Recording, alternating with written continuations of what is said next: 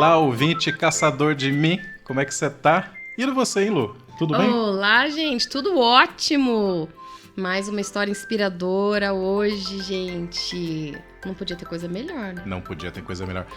Olha, ouvinte, olha, espectador aí do YouTube, a gente ama o que faz, dê o seu like, fale com a gente, cite aí biografias que você queira, apesar da gente já tá aí no 38º episódio, muita gente foi biografada aqui, muita gente interessante, inspiradora, mas se tem alguém aí que você aprecia que não tá por aqui, manda aí a dica, manda aí o nome da pessoa que a gente vai atrás, tá bom? Muito bem, ô Lu, não vou nem fazer suspense, sabia? Hoje nós vamos biografar o Albert Einstein. Então, o ouvinte, eu tenho certeza que sabe quem é Albert Einstein. Eu tenho certeza absoluta. Porque, viu, o Albert... Você concorda que se você tivesse que... Por exemplo, você vai passar uma mensagem, vai criar uma postagem em rede social, você busca um ícone, né? Ou você busca um meme, ou você... sei lá. E aí, se a gente quisesse, por exemplo, significar através de uma imagem a ciência, o rostinho do Einstein serviria? Serviria. Rostinho mais. Com a língua de fora, inclusive. Boa, boa. Adorei, Lu. Não, Einstein é um ídolo. Gente, é um ídolo. É um ídolo né? para todos nós, né? Física, Jovens, ciência. adultos, velhos, etc e tal. Então é isso aí. Agora, ouvinte, você tá quase desligando esse... Eu sei, eu tô vendo aí que você tá quase passando pro próximo episódio, pro episódio anterior, dizendo, não, Einstein a gente já sabe, porque ele foi muito comentado, né, Lu? Agora eu quero chamar a tua atenção porque tem coisinhas interessantes. Eu tenho certeza que nesse episódio você vai encontrar informações talvez inéditas aí pra você, hein? Tem curiosidades, ok? E tem esse bate-papo gostoso que você não vai dispensar, né? Entre eu e a queridíssima Lu, tá certo? É verdade, porque às vezes a imagem que a gente tem é de que um cientista, uma pessoa, né, dedicada, assim, com tantas informações e tanto estudo, era uma pessoa sisuda, extremamente séria, que vivia trancada num laboratório e não fazia outra coisa da vida a não ser ficar lá debruçado, estudando fórmulas e mais fórmulas. Ou então, por exemplo, um mito, né? Ah, a teoria da relatividade, já sei, já entendi tudo, é que tudo no mundo é relativo. Hoje, inclusive, a gente vai provar pra você, tá, ouvinte, de que não tem nada a ver teoria da relatividade com as coisas serem relativas, tá bom? Então, nos acompanha aí. Posso começar, Lu? Com certeza, bora lá que eu tô Bora curiosa. lá. O Albert Einstein nasceu na cidade de lá na Alemanha, gente, em 1879. Para ser mais específico, 14 de março de 1879. Se você ficar até o fim aqui desse episódio, você vai entender que há uma incrível coincidência com 14 de março, que você vai ficar muito feliz em conhecer hoje, tá bom? Muito bem. Ele faleceu nos Estados Unidos, em Princeton. É Princeton a pronúncia? Princeton. Princeton, nos Estados Unidos, em 1955. O Einstein era de família judia, né? O pai, o Hermann Einstein, olha, era um criativo empreendedor. Eles tinham uma fábrica de equipamentos elétricos, né? E viveram, inclusive, de renda desse empreendimento muito bem até certo ponto. Quando as coisas começaram a ficar ruim por conta da guerra, eles tiveram que vender esse empreendimento. A mãe do Einstein, como muito comum à época, era uma dona de casa. E o Einstein teve uma única irmã, chamada Maja, que era 2 aninhos mais jovem que ele, né? Gente, o Einstein, apesar de dispensar comentários, eu quero cumprir a tabela aqui dizendo que ele era um físico brilhante, tá? Agora, Lu, dizem aí, tá, que ele era um professor mediano, modesto, não tinha muita didática não, hein? Mas você sabe que eu já convivi e já conheci, tive também professores e tal, que são fantásticos, escrevem trabalhos maravilhosos, artigos incríveis, Mas na hora de passar isso para os seus alunos, na hora de passar esse conteúdo, tem uma enorme dificuldade, né? Então não é porque a pessoa tem descaso, ela não consegue, ela não tem a didática, ela não consegue atingir os alunos, ela às vezes pensa à frente, não acompanha, os alunos estão com as ideias, com os pensamentos ali. A professora está com o pensamento lá, já na frente lá. Então os alunos não conseguem acompanhar. Né? Então, às vezes, tem esse problema mesmo. A pessoa é um gênio, mas na hora de passar, complica. É isso aí. Alô, jovens. Então, o seu professor e a sua professora sempre serão sensacionais. De repente, o que falta é só didática, mas eles são sempre sensacionais, né? Então é assim, olha, Lu, ele era um físico brilhante, um professor mediano e um ativista político corajoso. Ele se colocou em várias situações de risco, inclusive de carreira, tá? Para apoiar causas humanistas, etc e tal. A gente vai ver ao longo desse episódio, tá? Muito bem. Ele, inclusive, renunciou à cidadania alemã por ocasiões desses rolos aí, né, da Primeira Guerra Mundial. Enfim, se tornou um cidadão suíço e, posteriormente, ganhou a cidadania norte-americana, onde ele viveu pelo resto da vida lá nos Estados Unidos, né? Inclusive, ele gostava bastante porque a sociedade americana representava para ele exatamente a liberdade de pensamento, a liberdade de expressão, que combina muito com um cientista criativo e que mexeu bastante, né, com as fronteiras do conhecimento. Então ele se sentia bastante à vontade, gente, lá nos Estados Unidos, né? Você sabe também, eu sei que você sabe que o Einstein ganhou o Prêmio Nobel em Física em 1921. Tem uma história curiosa sobre esse prêmio em Física aqui que daqui a pouco eu conto, tá? Mas talvez o que é novidade para você é que o Einstein não ganhou o Nobel de Física, viu, Lu? Por conta da teoria da relatividade, que foi um marco, né? Nossa, que é a mais famosa dele, é a teoria. Uhum. Ele não ganhou, e ele adoraria ter ganho o Nobel pela questão, né, pelo desenvolvimento da teoria da relatividade, não ganhou por politicagem. Deixa eu repetir aqui, politicagem. Sim, o Einstein, já no Prêmio Nobel, foi vítima, né, das picuinhas dos bastidores políticos e acadêmicos, tá? De forma bastante resumida, tá? Antissemitismo agiu. Se você não sabe o que é antissemitismo, é o injustificado. Aliás, todo preconceito é injustificado, né? Mas, enfim, preconceito com relação aos judeus. O Einstein tinha origem judia. E também os cientistas naquela época achavam que o Einstein era marqueteiro demais. Ou seja, que o Einstein aparecia demais em fotos, em reportagens. Se autopromovia. Naquela época, a ciência tinha aversão a esse tipo de comportamento, né? Então, infelizmente, não foi pela sua maior contribuição à física, teoria da relatividade, sim, porque uns anos atrás, ele já havia feito uma descoberta interessante do efeito fotoelétrico, gente. Olha, vamos lá, vamos tentar explicar o fotoelétrico aqui em 10 segundos, né? O fenômeno é um fenômeno, vou ler inclusive aqui a minha anotação, tá? Me permita, é um fenômeno quântico, onde a emissão de elétrons por alguns materiais é iluminada por radiações eletromagnéticas, né? Os elétrons emitidos por esses materiais são chamados de fotoelétrons. Agora, vem cá, entre outros motivos, o Einstein não ficou muito satisfeito com essa menção, né, no Nobel, porque um sujeito chamado Heinrich Hertz já havia feito experimentos comprovando isso. É que o Einstein teorizou, escreveu, né, a teoria. Ele explicou, né, por que acontecia isso. Então, poxa vida. Mas, enfim, né, é que, inclusive, o Nobel foi dado, né, porque não tinha jeito. O Einstein já estava muito na mídia, já estava muito no imaginário popular. Aí inventaram um jeito de, dando o Nobel ao Einstein, retirar o mérito pela teoria da relatividade. Que coisa, hein? Muito bem. Bom, aliás, Lu, falando em teoria da relatividade geral, tá? Isso foi bastante revolucionário, né, para a física moderna. Eu acho que, inclusive, ressignificou a física moderna, tá? Até então a gente tinha todas as teorias de Newton, né? Então, também de forma resumida, por favor, ouvinte, né? Aula de física, ó. A gente falou que podcast Caçador de Mim é educação também. Olha aí, ó. Vamos lá, gente, quem vai fazer Enem, vestibular, olha aí, ó. Presta atenção. Aula de física agora. Inclusive, Lu, o episódio anterior Sobre matemática, uma Exatamente. matemática, né? Faz o merchan aí. A gente falou a Ada Lovelace, olha só, primeira programadora aí, gente, da história. E filha de uma mãe que era matemática também. Tivemos até aula de geometria no episódio passado. Voltem lá. É isso aí.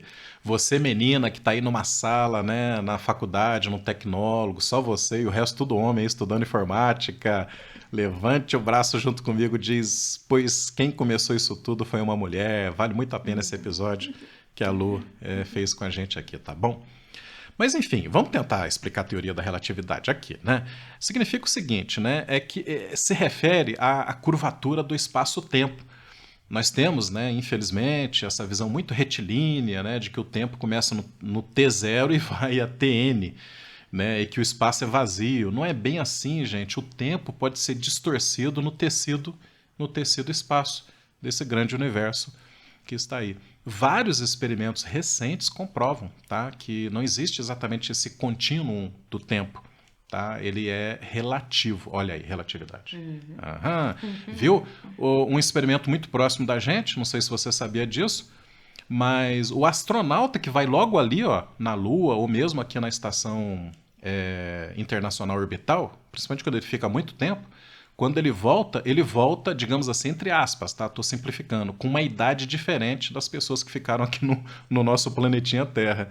Isso é incrível. Mas é questão de minutos, segundos de diferença. Ninguém vai ficar mais grisalho ou menos grisalho por causa disso. Mas isso já foi comprovado, né?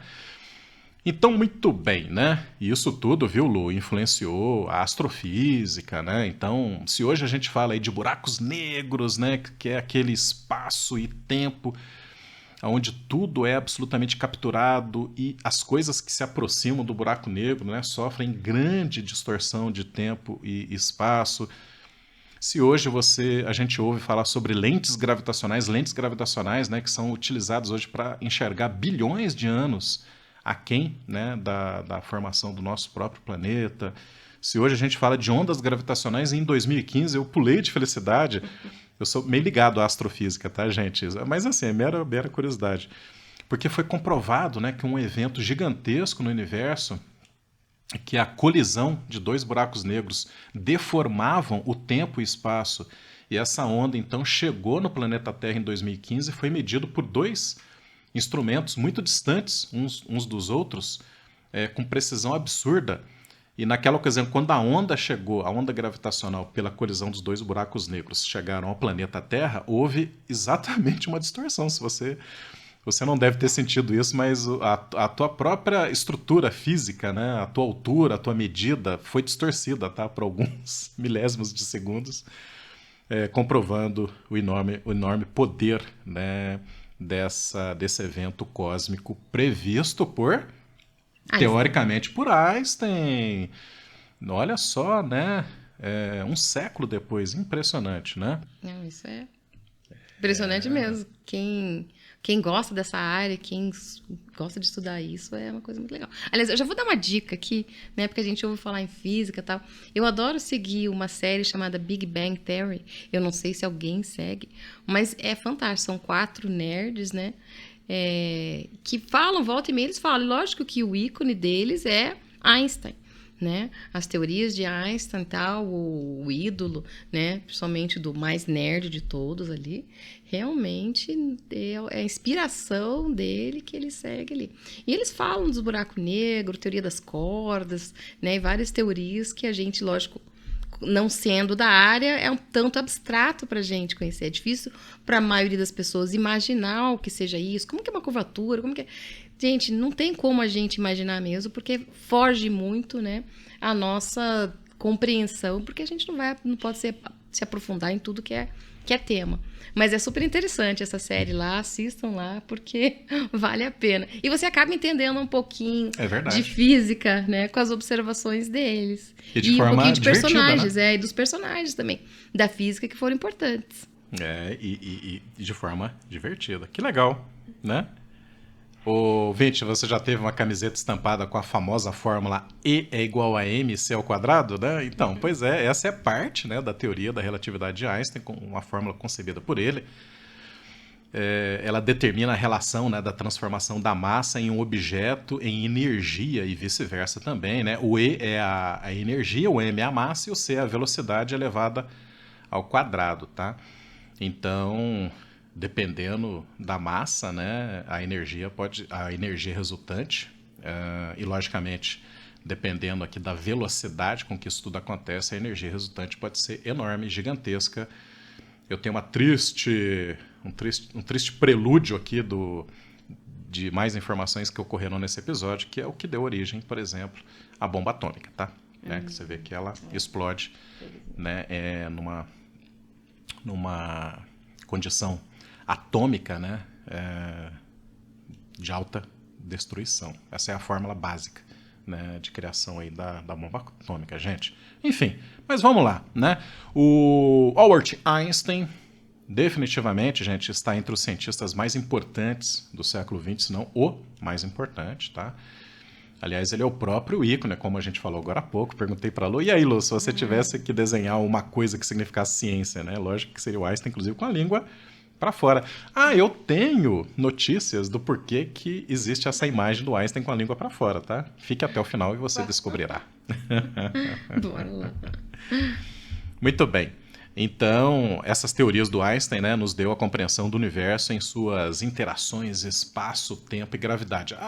As variáveis mais fundamentais do desafio intelectual do Einstein, né, que é espaço, tempo e tudo se organizando a partir da gravidade. Newton já tinha visto isso, né? Sim, Só sim, que o Einstein falou, mas peraí, mas a coisa não está tão estaticamente colocada, né? Parece que é um movimento além, parece que é uma expansão do universo, né? E a teoria dele foi sensacional para ir além de Newton, tá?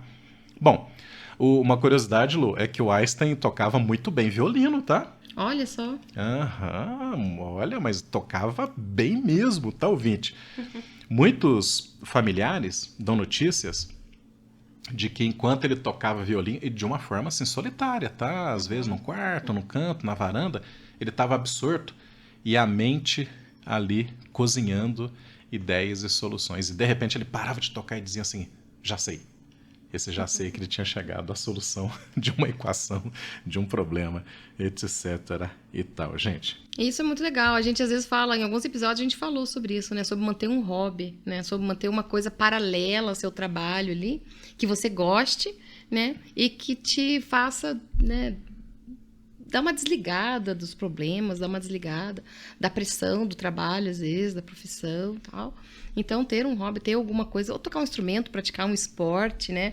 Ler um livro, assistir, né? Desenvolver alguma coisa, fazer artesanato. Qualquer coisa é válida, jardinagem, qualquer coisa é válida para você desligar. E às vezes a criatividade vem exatamente nesses momentos, quando você não está esperando, você está ali envolto, né? Envolvido ali tal com alguma coisa, né? Ali pensando ali no teu jardim ou no teu tocando ali, que de repente você tem um insight, assim, fantástico. Aconteceu com você? Comigo já aconteceu muitas vezes. Às vezes eu tô com um problema, ou no colégio, ou alguma dúvida, ou alguma coisa que você quer fazer. Você tá ali, de repente você desliga daquilo, você começa a trabalhar em outra coisa, daqui a pouco, no meio daquele teu hobby, daquele teu prazer ali de fazer outra coisa, vem ali, gente, é isso! Né? Bora lá, só escrevam, anotem e tal. E volta lá pro trabalho já com a solução. Isso, nossa, isso de vez em quando acontece. E é muito legal. Eu acho que foi exatamente assim que funcionou pro Einstein, viu, Lu? Tenho certeza, aliás, né? Foi na adolescência, viu, Lu, que ele começa a se interessar por física. Aí ele ingressa, né, lá na Politécnica Federal de Zurique, na Suíça, onde ele já tinha ido aí com a família, né?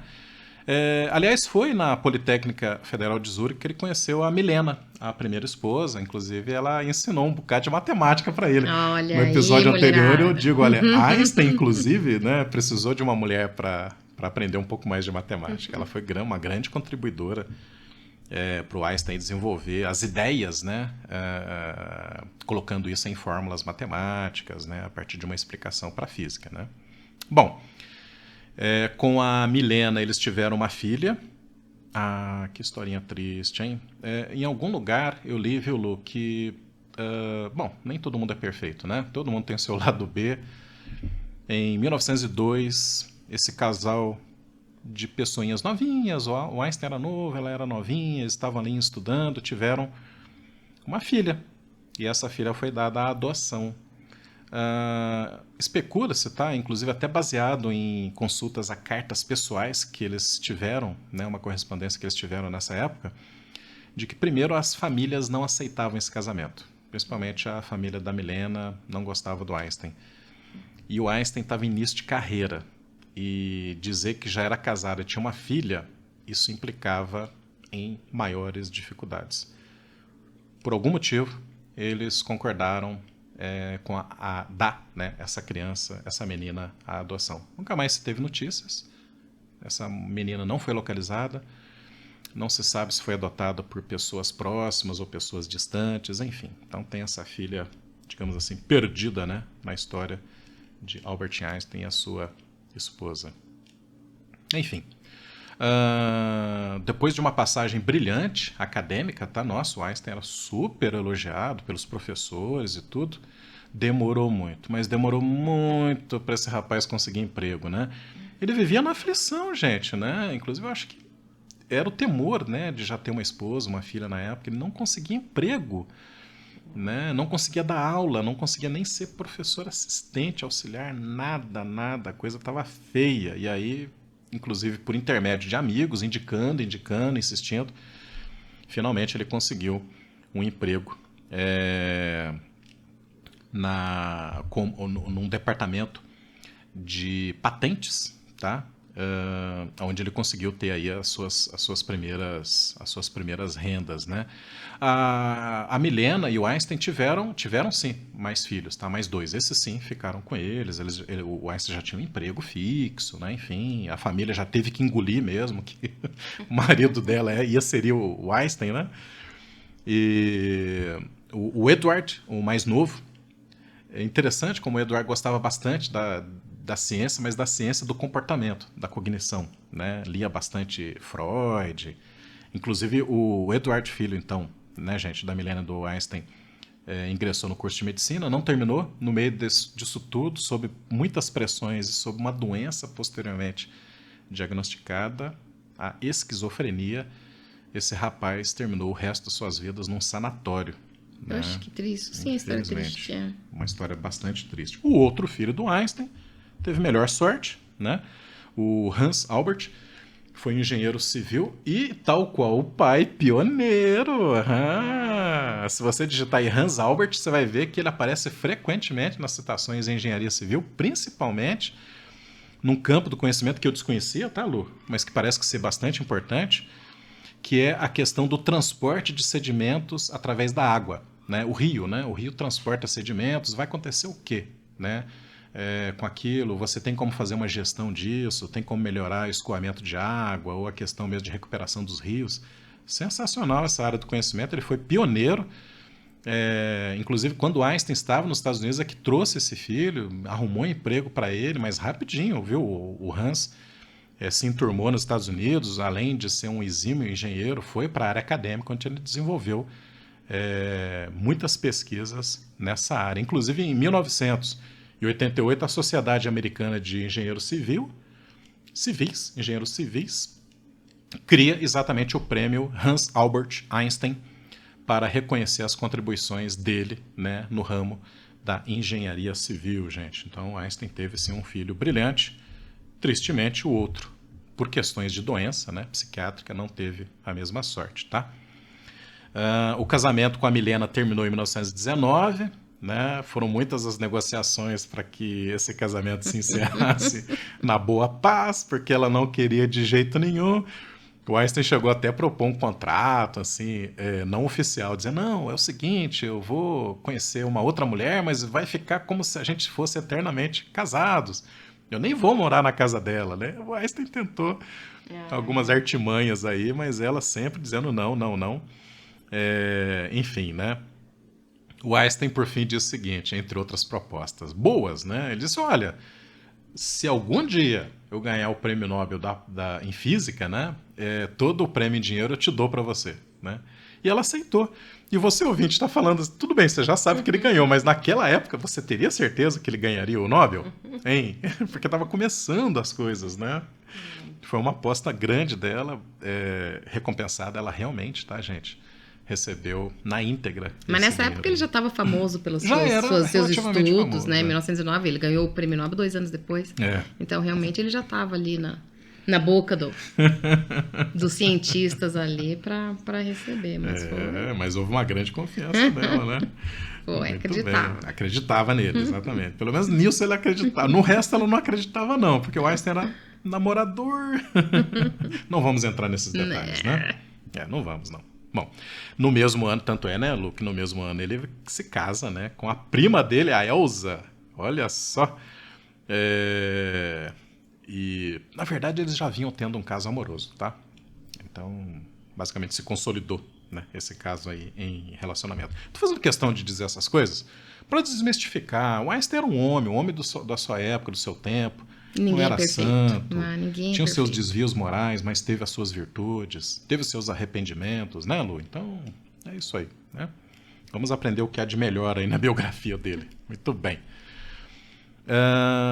E foi com a Elsa que ele constituiu o seu segundo núcleo familiar, né? A Elsa já trazia de outro casamento 2 filhas, que aliás elas adoravam Einstein, tá? O Einstein as tratava exatamente como filhas, né?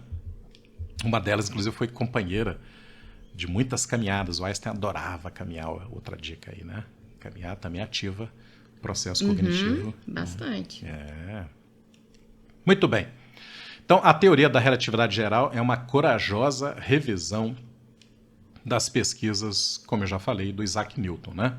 Que é um cientista do século XVIII aí, gente. Então, você vê que séculos depois Einstein tem a coragem de dizer, escuta, vamos fazer uma revisão disso aqui? Não vamos, assim, apagar o Newton da história, mas vamos revisar, vamos ver o que a gente tem a contribuir. Contribuiu muito, né, sobre a questão, principalmente da gravidade universal que o Newton acreditava, né? O Einstein melhorou muito as explicações, inclusive sobre a órbita dos planetas, essa questão da expansão do universo, né?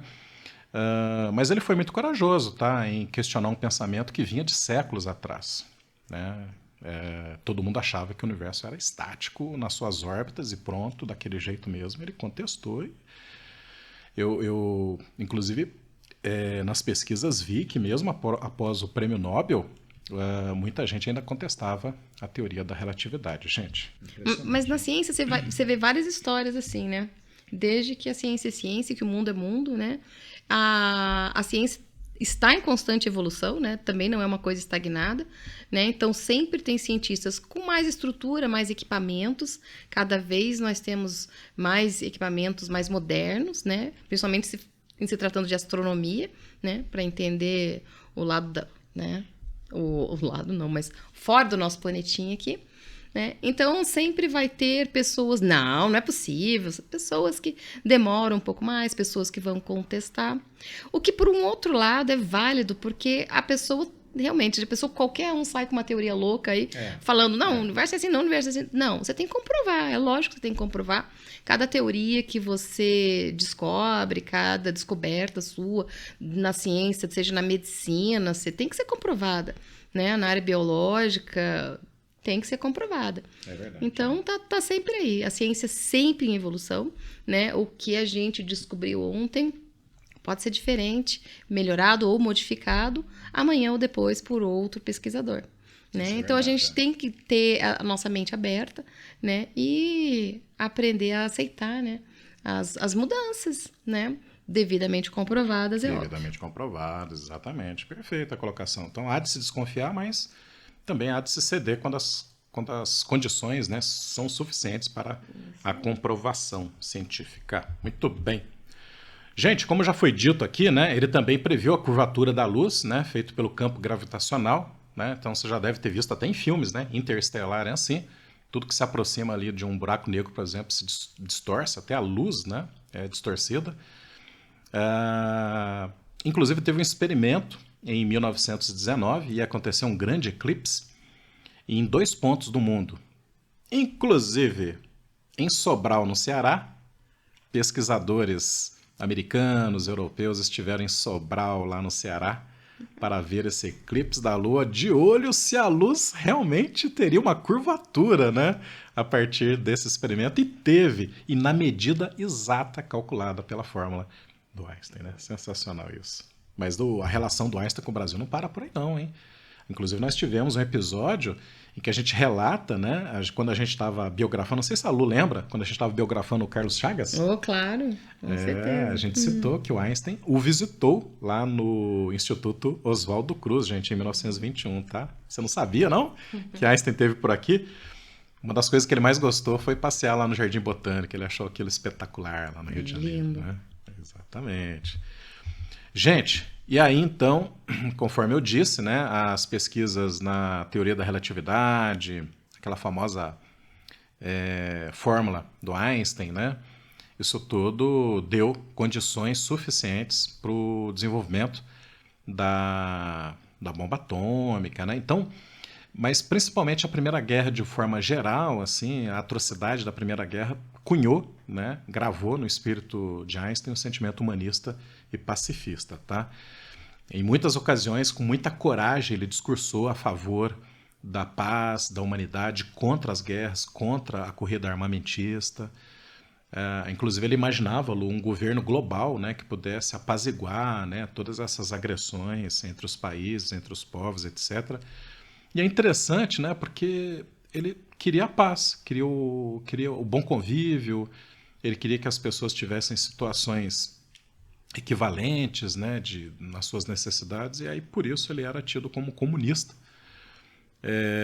Eu acho que se Einstein fosse vivo ainda hoje, ainda assim ele seria comunista, por exemplo, num cenário em que a gente vive hoje, onde a humanidade, o humanitarismo, né, a busca por soluções igualitárias estão associadas a essa questão. E o Einstein, por diversas vezes, ele disse que ele não era comunista, inclusive ele acreditava na própria capacidade de auto-organização da sociedade, né? Enfim. Então, eu diria que isso aqui até o prejudicou em várias situações, né, em que ele poderia ter tido maior abertura, maior reconhecimento, né? Infelizmente, realmente é isso, né? Os estudos foram apropriados e desenvolveu-se a bomba atômica, tanto é que ele previu que se chegaria a bomba atômica, ele achou que a Europa, né, principalmente os nazistas, chegariam a essa solução, e ele alertou o governo Roosevelt nos Estados Unidos, e engraçado que o governo disse, então os nazistas podem desenvolver a bomba atômica, então bora lá, vamos a gente fazer primeiro. E foi isso que aconteceu. O resto da história, ouvinte, você sabe. 2 cidades japonesas, Hiroshima e Nagasaki, foram dizimadas pelo lançamento cruel dessa bomba atômica em 1945, né, no auge da Segunda Guerra Mundial, ocasião em que o Einstein, desolado, pediu desculpas pela participação mesmo que indireta dele, né, nessa questão aí, né? Olha, chegando ao fim desse episódio, Lu, né, o Einstein falece em 1955. Ele tinha um aneurisma na aorta abdominal, que era bastante dolorido, ele conviveu vários anos com isso, ele já sabia, inclusive, que isso o condenava à morte. Engraçado, né? Ele conviveu durante vários anos com essa ideia de que poderia morrer. Isso efetivamente aconteceu em 1955, né? Ele preferiu ser cremado por uma condição interessantíssima, né? Ele já tinha noção, consciência de que o nome dele era extremamente importante, popular, e que se ele fosse sepultado, o túmulo dele seria visitado por muitas pessoas, quase como no sentido religioso, no sentido fanático, e ele não queria, ele não acreditava nisso. Então ele falou, olha, por favor, que me cremem, né, que eu não tenha um local de peregrinação turística ou, sei lá, né, qualquer outro sentido que desse aquilo, né? Ele faleceu, o corpo, antes de ir para o crematório, olha, eu falei que esse episódio ia trazer coisas sinistras, diferentes. Antes do corpo seguir para o crematório, o legista roubou o cérebro do Einstein. É intuitivo, mas é sinistro. Porque é o cérebro, talvez, né, dos mais inteligentes de todos os tempos. A intenção do legista era estudar esse cérebro para ver se tinha alguma coisa de diferente que tornava o Einstein absolutamente genial. Encontrou? Nada. Não há nada de diferente do teu cérebro viu, ouvinte? Com o cérebro do Einstein. Tudo igual. Ai, ai. O fato é que muitos anos depois, só em 1997, essa história foi descoberta, porque ele fez tudo por debaixo dos panos. E aí, finalmente, o cérebro todo fatiado, né, para estudos anatômicos do Einstein foi devolvido à neta dele, né? Isso é tão surreal, tá, que é relatado num livro, ouvinte, se você quiser ler. Eu, particularmente, não li, estou instigado em ler. Quem sabe a gente não lê junto, hein? Chamado Conduzindo o Sr. Albert. É um livro da Companhia das Letras, tá, que conta essa saga da devolução do cérebro do Einstein para a neta dele. Ainda hoje, viu, as teorias desafiam os cientistas da nossa época, as teorias do Einstein, né? Ainda são bastante fronteiriças aí do conhecimento. Por exemplo, se hoje a gente fala, a Lu já tinha citado aqui o buraco de minhoca, que é a possibilidade de você encontrar um atalho para o presente ou para o futuro. Exatamente isso, viagem no tempo, né? A própria criação do universo, de onde que veio, para onde que vai, né? Isso tudo ainda as teorias do Einstein dão suporte. E a gente vai fazer uma homenagem ao Einstein, né? Desmistificando duas coisas, tá? Eu prometi e cumpro agora aqui, né? Uma delas é o seguinte: gente, para de ficar falando que a teoria da relatividade é aquela que diz que tudo é relativo no mundo. Não tem nada a ver. O Einstein era uma pessoa dotada de muita certeza, tá? Então, ele não disse que tudo é relativo a partir da sua teoria da relatividade. O que ele disse é que a relatividade ela está no sentido de que o tempo e o espaço são grandezas relativas em relação a uma referência. Então, o tempo e espaço para você que está aí na tua casa funciona de um jeito e para a gente que está aqui no estúdio gravando o nosso podcast funciona de outro e para um observador na Lua funcionaria de outra forma, tá bom? Essa é a relatividade dita por Albert Einstein. E outra coisa, apesar de bonitinho e fofo, ele não ficava mostrando a língua não, foi uma única ocasião, tá, Lu? Mas olha, bastou uma ocasião para fazerem, né, a fama da pessoa. Exatamente, né? Essa imagem ficou popularizada por uma foto retirada em 1951, alguns anos, inclusive antes do falecimento dele, quando Einstein foi num evento comemorativo do aniversário, né, de 72 anos, e dizem que ele estava meio de saco cheio de ser assediado pela imprensa. Ele gostava, mas chega um ponto que a pessoa cansa, né? E aí o repórter pediu a última foto, né? E ele já estava dentro do carro, enfim, e aí ele mostra a língua. Tô mostrando a língua aqui, tá, gente? E ficou sensacional. Jornalista para pegar essa cena, gente, pronto, né? Já viralizou. Uhum. Posteriormente, essa foto foi vendida aí, nossa, por milhões de reais. Ai, ai. Bom, gente, agora sim, né? A gente pode vamos mitificar o Einstein, ele merece ser um mito, né? No bom sentido, tá? Mito no bom sentido. Uma coisa que ele provavelmente adoraria é associar o nascimento dele ao dia do Pi. O Pi, né, é um número que os seus dígitos são ao infinito, né? Então, para quem é nerd já sabe o que eu estou falando, né? Dia 14 de março é comemorado o dia do Pi. O Pi, na verdade, viu, gente, é a divisão do perímetro pelo diâmetro. O perímetro, se você pegar uma fita métrica e circular... Circunferência, pegar uma circunferência. Não, o perímetro seria isso, né? Uhum. E o diâmetro, que seria a circunferência. E o diâmetro é a linha reta passando pelo centro. Da circunferência. É isso mesmo? Isso. Então, se você pegar esse comprimento aqui chamado perímetro, né? Uhum. Ou circunferência, e dividir pelo diâmetro, vai dar o número π. Detalhe, se você fizer isso aí com a tua bola de futebol, vai dar 3,14. Se você fizer isso com o planeta Terra, vai dar 3,14. Se você fizer isso com o Sol, vai dar 3,14. Sensacional, né? Seja ela qual for. E, vem cá, 14 de março é o nascimento do Einstein, né? Então, por isso que a gente está falando aqui que ele adoraria essa associação. Então, quando você for comemorar aí o Dia Mundial do Pi, comemora-se também o dia do nascimento desse incrível ser humano aí, né? E, ao fim, viu, Lu, as minhas frases prediletas do Einstein, seguindo a sua orientação, a Lu também encerra o episódio dela com frases, né? Eu gosto. Quando tem frases dos nossos personagens, é muito inspirador. Então, são essas aqui, olha só. Diz assim Einstein, abre aspas, a imaginação é mais importante que o conhecimento. Ponto.